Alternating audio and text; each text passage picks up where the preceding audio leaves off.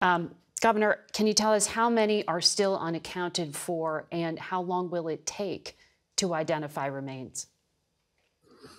More than 1,000 are unaccounted for, about 1,050. It will take several weeks still. Some of the challenges are going to be extraordinary. As you reported, 85% of the land of the impact zone has been covered now by what amounts to an army of search and rescue teams and 41 dogs. So at 85% of the land's been covered. Now we go into the larger buildings, which require peeling back some of the floors and structures. That last 15% could take weeks.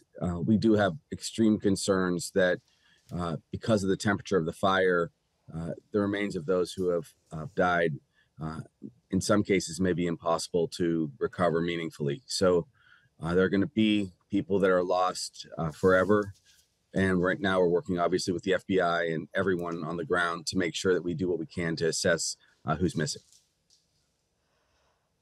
That is hard to hear, Governor. I know a local Maui official said a large number of the dead may have actually been children who were left home that day because schools were closed, many of them alone or with their grandparents. Is that the case? That is possible. That's what we're sharing here internally. That is possible that there will be many children. This is the largest catastrophe and disaster that's ever hit Maui.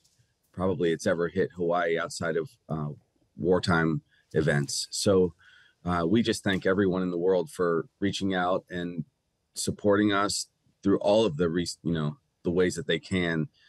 Right now, we are trying to make sure everyone is sheltered, and we begin to get all the federal resources we can to make life in some way livable for the survivors. That's where we are at the moment. When will the surviving children of West Maui be able to return to school? What do they need? In some cases, they're returning later this week. Children can go to any school that's in the region or where they are. We have 6 hotels that are basically full with families and their children that have survived. We also are doing distance learning. A lot of that was implemented during the COVID pandemic. There are just so many things to share.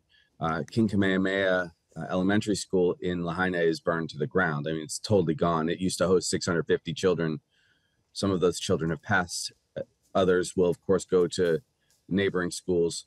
You have to remember this is a very rural part of Hawaii, and that's one of the challenges. So schools are far apart. We've authorized other means of transportation, vans and things to help families get farther distances to school.